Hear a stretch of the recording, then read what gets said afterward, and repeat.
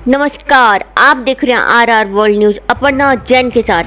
आज are world news में हम चर्चा करेंगे ज्योति मौर्य विवाद के बारे में। आलोक मौर्य ने अपनी पत्नी एसडीएम ज्योति मौर्य पर होमगार्ड कमांडेंट मनीष दुबे के साथ संबंध होने का आरोप लगाया है। वहीं ज्योति मौर्य ने पति आलोक कुमार मौर्य और उनके परिवार के लोगों पर दहेज उत्पीड़न का धूमनगंज थाने में केस दर्ज करा रखा है। दोनों के बीच विवाद का मामला सोशल मीडिया पर खूब वायरल हुआ है। ज्योति मौर्य और आलोक मौर्य के बीच विवाद का मामला सुर्खियों में बना हुआ है। आलोक ने जानकारी दी कि 2009 में उनका चयन पंचायत राज विभाग में चतुर्थ श्रेणी कर्मचारी के पद पर हुआ और साल 2010 में उनकी ज्योति से शादी हुई थी और इसके बाद उन्होंने ज्योति को पढ़ाया और लोक सेवा आयोग में ज्योति को महिलाओं में तीसरा और कुल मिलाकर 16वां स्थान मिला। ज्योति का चयन 2015 में हुआ था और साथ ही 2015 में उनके घर 2 जुड़वा लड़कियों का जन्म भी हुआ। इसी के साथ आलोक ने बताया कि ज्योति का परिचय गाजियाबाद में तैनात डिस्ट्रिक्ट कमांडेंट होमगार्ड से हुआ और यहाँ से इन दोनों की बीच नई कहानी चालू हुई। ज्योति मौर्य विवाद पर आज आपके समक्ष विचार रखेंगे। ज्योति मौर्य विवाद गहराता जा रहा है। दोषी कौन है, ज्योति मौर्य या उनके पति आलोक? आइए चर्चा कर रहे हैं इस विषय पर संजीव शर्मा जी, जो कि एक बहुत ही बड़े उच्च वक्ता हैं, और उनके साथ में आर वर्ल्ड न्यूज़ से अंजू गुप्ता जी। मैं Anju Gupta R world news से आज आपके सामने हमारे समक्ष हैं संजीव शर्मा जी। आज हम चर्चा करेंगे ज्योति मौर्य के विषय में, जो आजकल बहुत ही ज़्यादा चर्चित विषय है। देखते हैं संजीव शर्मा जी इस बारे में क्या बताएंगे। देखिए, जो अभी सोशल मीडिया पे जो विवाद छाया हुआ है और सोशल मीडिया ने जिस तरह रिएक्ट किया है, उन्हें इस तरह रिएक्ट करने की आवश्यकता नहीं थी। पहला तो विवाह एक संस्था होती है और पति पत्नी के विवाद कहीं एक सोशल प्लेटफॉर्म पर आ जाता है तो समाज का ये दायित्व होता है कि वो छीछालेदारी करने के बजाय इन दोनों को समझाए और उन दोनों की बातें उजागर नहीं करे। पर इस मामले में उल्टा हुआ। सोशल मीडिया ने पूरा निगेटिविटी चला के, जैसे ज्योति मौर्य ने बहुत बड़ा अपराध कर दिया हो या आज से पहले ऐसा कभी हुआ ही नहीं हो, इस तरह की प्रतिक्रिया व्यक्त की। तो इसमें उदाहरण दिए जाने लगे कि ज्योति मौर्य को उनके पति ने पढ़ाया। ज्योति मौर्य ने पढ़ाई करने के बाद किसी होमगार्ड के किसी अधिकारी के साथ रिलेशन बन गए और उन्होंने अपने पति से डिवोर्स ले लिया। पर इसके पीछे कुछ कारण भी हो सकते हैं, कुछ रीज़न भी हो सकते हैं। रीज़न कई प्रकार के हो सकते हैं। इसके अंदर रीज़न ये भी हो सकता है कि आमतौर पर जो पुरुषों में कुंठा पाई जाती है कि अमूमन उनकी पत्नी या घर में कोई महिला अधिकारी बन जाती है तो वो उस पर अपना अधिकार समझने लगते हैं। तो हो सकता है ये कुंठा। ये भी संभव है कि इनके अधिकारी बनने के बाद, राज्य सेवा में जाने के बाद, राज्य अधिकारी बनने के बाद इन्होंने इनके पति ने इनके काम में दखल देना शुरू किया हो। मे भी पॉसिबल, क्योंकि आमतौर पर पुरुषों में कुंठा पाई जाती है कि उनकी पत्नी कोई बहुत बड़ी अधिकारी हो जाती है या वो करती है तो वो उसके काम में हस्तक्षेप करते हैं। क्या एक महिला को अधिकार नहीं है? अब अपन बात करते हैं वेदों की, तो वेदों में तो पहले ही कहा गया कि एक महिला को अपने समकक्ष मानसिक स्थिति वाले पुरुष से विवाह करना चाहिए। ऐसी क्या परेशानी पैदा हुई तो ज्योति मौर्य उनके बीच गलतफहमियाँ हुई। जब मामला न्यायालय में कोर्ट में चले गया तो इस बारे में ज़्यादा टिप्पणियाँ करना खराब है और मेरा मानना ये है कि सोशल मीडिया को ऐसे विवादों को हवा नहीं देनी चाहिए। अगर इस तरह के विवादों को हम हवा देते हैं तो ये एक तरह से समाज के खिलाफ सारी बातें जाती है, क्योंकि समाज का दायित्व किसी बात को फैलाने का नहीं होता है। समाज का दायित्व होता है कि वो उसको ढकें, उस चीज़ को सुधारें। ज्योति मौर्य के मामले में जिस तरह सोशल मीडिया ने ये कहा कि देखो इसके पति ने इसको पढ़ाया और ये एक ऐसी पत्नी, इसने अपने पति को छोड़ दिया शादी के बाद, जबकि सारा खर्चा इसके पति ने उठाया, उसने पढ़ाया। एक पैसा खर्च करना बहुत बड़ी बात नहीं होती। आदमी कंपटीशन देके किस तरह सफल होता है, किस तरह दोहरी जिम्मेदारी स्त्री निभा के अपने परिवार का पालन करते हुए सफल होती है, उसके पीछे के उद्देश्य भी देखने चाहिए। कहीं ना कहीं कोई ना कोई ऐसी अवश्य दिक्कत रही होगी ज्योति मौर्य को इतना बड़ा कदम लेना पड़ा, अन्यथा मुझे लगता नहीं कोई महिला इस तरह का कदम उठाएगी। समझते हैं कि इस विवाद के बाद विवाहित स्त्रियों को क्या स्वच्छंद होकर अपना करियर चुनने का अधिकार मिल पाएगा? आप किस अधिकार की बात कर रहे हैं? ये अधिकार तो महिलाओं के पास पहले से ही है। महिलाएं क्यों नहीं आगे बढ़ के अपने अधिकारों का इस्तेमाल करती हैं? आज पुराने काल से हमारे तो किसी वेद में लिखा हुआ नहीं है कि महिलाओं के पास कोई अधिकार नहीं है। सबसे ज़्यादा अधिकार वेदों ने हमारे महिलाओं को दिए। आप ये ज़रूरत उठा के देखिए, हमारी महिला के पास पूरा अधिकार है। पुराने ज़माने के अंदर किसी भी महिला का विवाह होता था तो स्वयंवर से होता था। स्वयंवर का मतलब होता था वो अपनी इच्छा से वर चुना करती थी। स्वयंवर में लोग आया करते थे। धीरे धीरे ये आडम्बरों में परिवर्तित हो गई। महिला को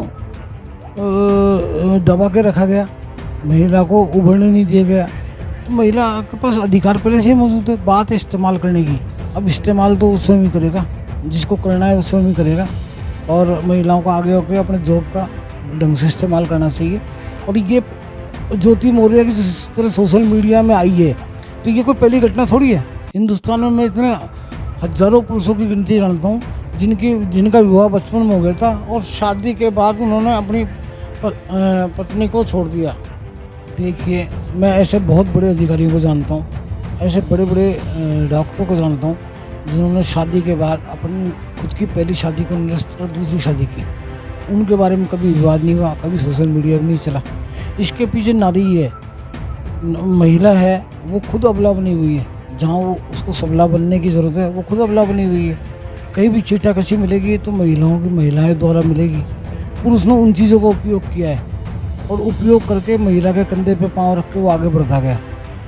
अगर उस पुरुषों को ये लगता है कि आज आप देखिए, मैं बहुत बड़ी बात बता रहा हूँ आपको, बड़ी बड़ी मल्टीनेशनल कंपनियाँ हैं, बैंकेज हैं, उनमें आपको महिलाएं कर्मचारी क्यों मिलेगी? क्योंकि महिलाएं काम करती हैं ड्यूटी टाइम के अंदर, वो अपना पूरा काम करती है। जबकि किसी बैंक में आप चल जाइए, किसी बड़े बैंक में, नेशनलाइज बैंक में, वहाँ पुरुष कर्मचारी ज़्यादा होंगे तो लंच से आधा घंटे पहले बाहर आ जाएंगे, चाय की थड़ी बैठ जाएंगे, इधर बैठ जाएंगे। पर महिला काम करती है, रिवॉर्डेड होती है। इसलिए बड़ी बड़ी मल्टीनेशनल कंपनियों ने भी बैंकों से लेकर इंश्योरेंस कंपनी लेकर महिलाओं को ज़्यादा जोर दिए। तो महिलाएँ तो है ही शुरू से होशियार रहती है। और रही बात महिलाओं की, तो महिलाओं की कार्य क्षमता पर संदेह उत्पन्न आदिकाल से भी नहीं था, अनादिकाल में भी नहीं है, आज भी नहीं है और पहले भी नहीं था कि ये चीज़ आदिकाल से ही होती आई है। धर्म में भी, कई वेदों में भी किसी भी महिलाओं को समान अधिकार दिए गए हैं। आज महिलाएं जो समानता की बात करती है वो तो 5000 साल पहले हमारे वेदों में ऋषियों ने दे दिए उनको अधिकार, विवाह का अधिकार, अपने समान मानसिकता वाले पुरुष से संतान पैदा करने का अधिकार। तो ये सब यजुर्वेद में दिए हुए हैं। हम किस अधिकार की बात करते हैं? लेकिन पुरुष ने महिलाओं को दबाने के लिए आडंबर रच दिए कई। उन्होंने इतने आडंबर रच दिए कि महिला उन आडंबरों से ऊँचा ही नहीं उठ पाई और सोच ही नहीं पाई। और पुरुष अपनी कुंठा को सफल हो गया। अपने कुंठा का प्रयोग करने में स्त्री के ऊपर सफल हो गया। आज एक बात बताएं, इनलीगल अफेयर की बात करते हैं। आज कोई महिला किसी महिला के लिए कहती है कि इसके से इनलीगल अफेयर है, पर क्या एक पुरुष के बिना किसी महिला के इनलीगल अफेयर हो सकते हैं? नहीं हो सकते ना। तो जितना महिला दोषी उतने पुरुष भी दोषी है।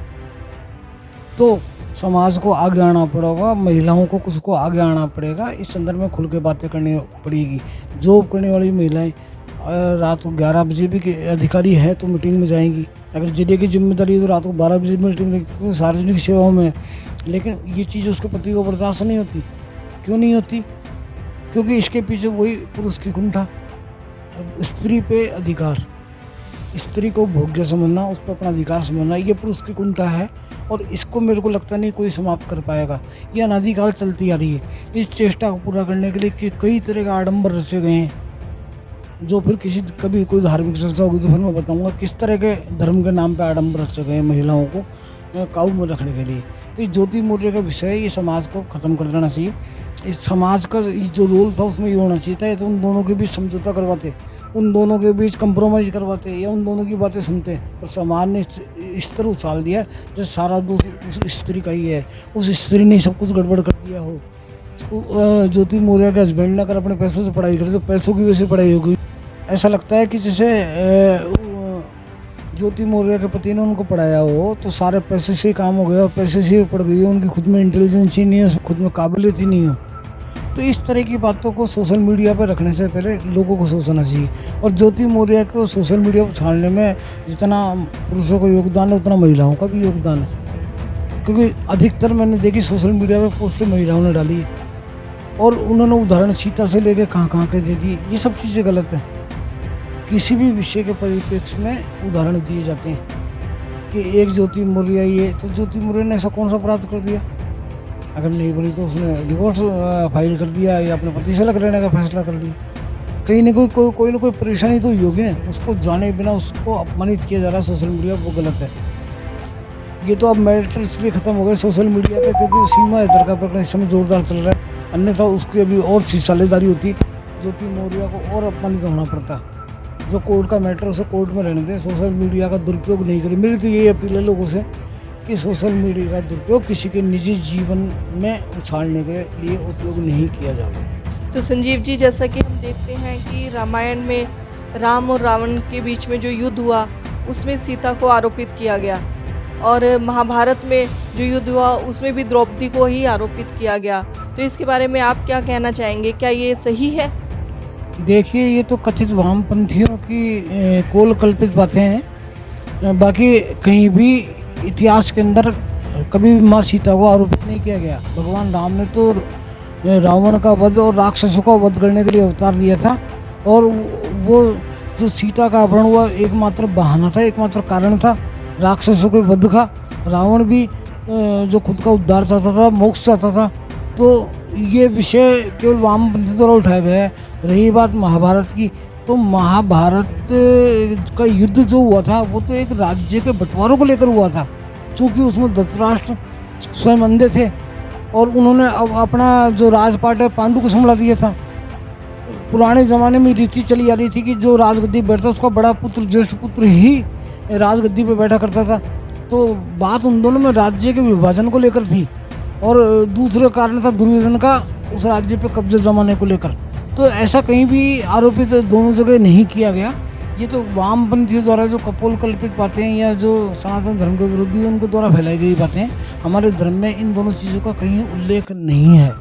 संजीव जी, मैं आपसे पूछना चाहूँगी कि हम देखते हैं कि हर विषय में महिलाओं पर ही दोषारोपण किया जाता है, और अधिकतर ये होता है कि पुरुष समाज हमेशा बचकर निकल जाता है। इसके बारे में आप क्या कहेंगे? देखिए, इसके पीछे जो सबसे बड़ा कारण है वो महिलाओं में असुरक्षा की भावना।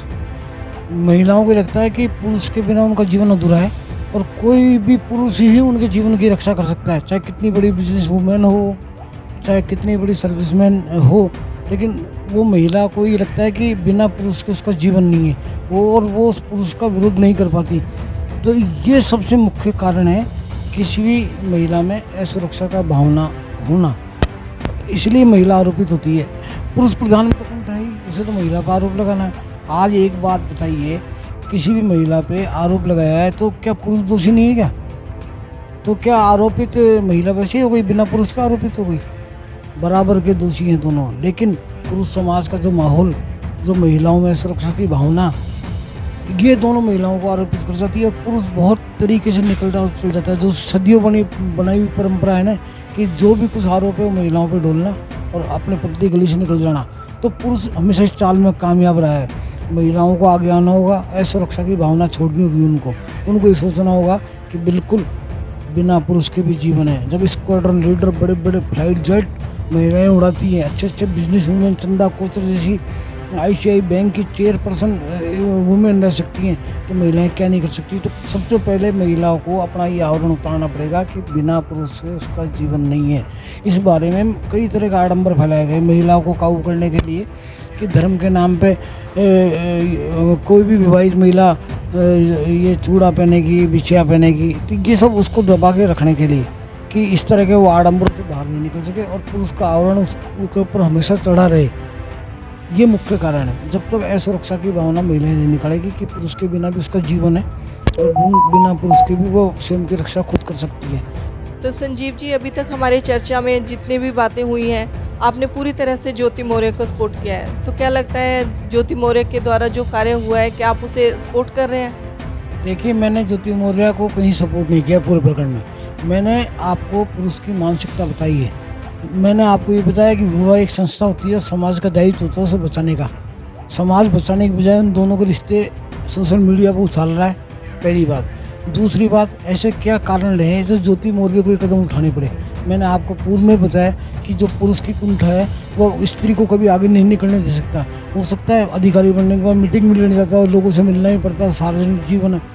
किसी बात को लेकर अपेक्षित टिप्पणी उनके पति ने की हो या कार्य में रोक टोक व्यवधान पैदा किया हो या उनकी छवि को धूमिल करने का प्रयास किया हो, एक भारतीय महिला मेरे को लगता नहीं इतनी बड़ी बेवकूफ़ होगी। और मेरे को लगता नहीं उन्होंने कोई अनुचित कार्य किया है। अनुचित का मतलब ये होता है कि अगर इन सब गतिविधियों को देखते हो उसने कहीं डिवोर्स की बात करी है, पति को छोड़ने की बात करी, तो वो उनके संबंधों की बात होगी, उनकी निजी समस्या होगी, माननीय न्यायालय उस पर निर्णय करेगा।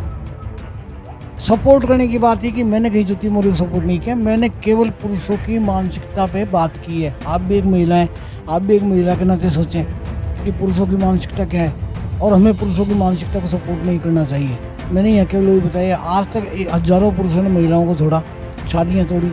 एक महिला होती है 2-2 शादियाँ कर ली, उन पर तो कोई विवाद नहीं हुआ। मैंने तो कभी सोशल मीडिया पर नहीं देखा। कई अफसरों के, कई मंत्रियों के, कई नेताओं के ऐसे विवाद रहे। तो हमें सब परिप्रेक्ष्य में बराबर देखना होगा। यहाँ किसी के सपोर्ट की बात नहीं, बात है उचित और अनुचित की, बात है वेद और धर्म की। तो धर्म में भी ये सब लिखा हुआ है, बस मेरे को इतना ही कहना है। तो संजीव जी, एक सवाल मैं और पूछना चाहूँगी, यदि इस केस में आप जज के पद पर बैठे होते तो आप क्या निर्णय लेते? देखिए, ये जो आपने बात कही, जज होते तो क्या निर्णय लेते हैं, ये सब चीज़ सबूतों पर, एविडेंसेस पर आती है। और जब कोई भी पति और पत्नी साथ नहीं रहना चाहते तो मेरे को लगता नहीं कि ईश्वर भी कहता होगा कि साथ रहा जाए। कोई न कोई ऐसे निजी कारण रहे होंगे और जब ट्रायल चलेगी तो कई चीज़ सामने आ जाएंगी और आ रही है सामने, कई चीज़ सामने आ रही है, कई तरह के आरोप सामने आ रहे हैं। आज आप किसी महिला का पीछा करोगे, उसके वीडियो बनाओगे, आप अपनी पत्नी के वीडियो बनाओगे तो वो पत्नी आपको सम्मान थोड़ी करेगी। अगर वो आपकी पत्नी अधिकारी है, महिला अधिकारी है, तो 10 जगह जाएगी, 10 जगह बात करेगी, आप उसका पीछा करोगे। तो मेरा तो यही फैसला रहेगा कि अगर ऐसा विवाद होता है तो बिल्कुल बहुत तरीके से दोनों को समझा के एक प्रयास करके और फिर अलग हो जाने देना चाहिए, जिससे जीवन सुचारू चले और किसी का जीवन खराब नहीं हो। संजीव जी, इस चर्चा के आखिर में अब हम पहुंच चुके हैं, तो मैं आपसे यही जानना चाहूँगी कि आप इस विषय में समाज को, पुरुष समाज को और महिला समाज को क्या संदेश देना चाहेंगे? देखिए, मैं तो यही कहूँगा पुरुष समाज से कि महिला की उन्नति को स्वीकार करें, महिला की बुद्धिमत्ता को स्वीकार करें। हमारे पुराने धर्म के हिसाब से, वेदों के हिसाब से भी महिलाओं से अच्छा कभी कोई सलाहकार नहीं रहा। विवाह जब आदमी का होता है तो भी उससे वचन दिए जाते हैं कि प्रत्येक बात की सलाह अपनी पत्नी से करेगा। तो इन चीज़ों को ध्यान रखें, केवल पढ़ने पे ध्यान नहीं रखें कि जो चीज़ आई उसको आडंबर बन के स्वीकार कर दिया। महिला की उन्नति, महिला की बुद्धिमानी को हमें स्वीकार करना पड़ेगा। मैं किसी का आधिपत्य स्वीकार करने की बात नहीं कर रहा, यहाँ बराबरी की बात कर रहा हूँ कि अगर कोई महिला होशियार है, किसी अच्छे पद पे है, तो हमें उसको सम्मान देना चाहिए और हमें उसको स्वीकार करना चाहिए, ना कि हमारी कुंठा का प्रदर्शन करना चाहिए। ये था। और महिला समाज के लिए क्या संदेश देना चाहेंगे आप? मैं तो महिला समाज को ये संदेश देना चाहता हूँ कि अपने मन के अंदर वह सुरक्षा की भावना को छोड़े, समानता साथ चलें।